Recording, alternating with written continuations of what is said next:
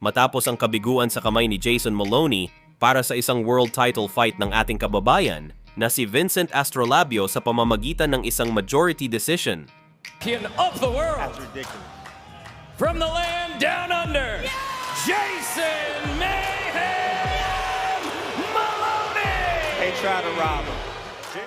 Ay nagtungo naman ito ng Thailand upang harapin ang isa pang mabigat na kalaban na si Navapon Kaikanha. Hindi lamang ito isa sa mga ipinagmamalaking pambato ng Thailand sapagkat biruin mo naman sa hawak nito na kartada na 58 panalo. Ay ang 48 dito ay nagmula sa knockout, kaya naman talagang mapapasubo dito ang pambato natin na Pinoy. Bukod dyan ay kampante ito na dudurugin lamang nito ang Pinoy, lalo pat nasa kaniyang balwarte ito at handang makapagpakitang gilas sa harap ng kaniyang mga kababayan. Habang si Vincent Astrolabio ay ito naman ang kaniyang unang naging laban sa bansang Thailand at hindi ito pumunta rito upang magpatalo lamang. Bagamat mas kakaunti ang naging laban nito kontra Thai fighter, ay mas subok naman ang kalidad nito sa huling mga pagsampa nito sa ibabaw ng lona.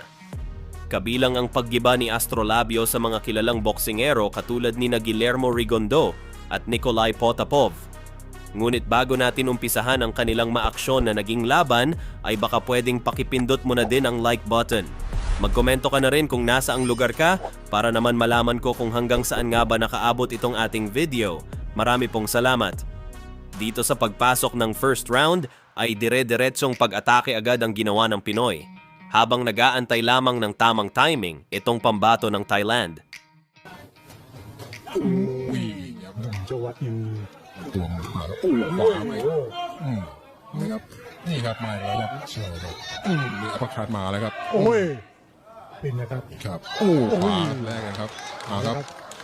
แต่ของชวนแรกเลยครับเอสเตอร์ลุกแรก โอ้ย คัดมา โอ้ ครับ ยสบายครับ ขวาหลุดมา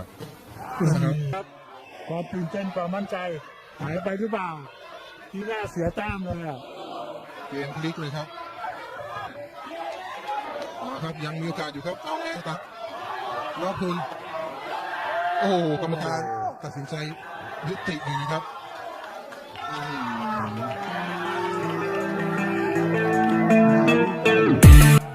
Bagamat nagawa pang makatayo nitong Thai fighter matapos itong bumagsak sa ibabaw ng lona, ay kitang-kita dito na ramdam pa nito ang lakas ng suntok na kaniyang tinanggap.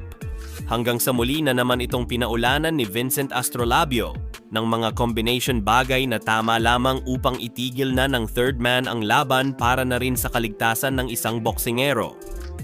Dahil dito ay nakuha ng ating pambato na Pinoy ang panalo sa pamamagitan ng isang technical knockout sa round 11. ตัดสินใจไปแล้วนะครับโอ้โหนี่คือพวกตัดสินใจ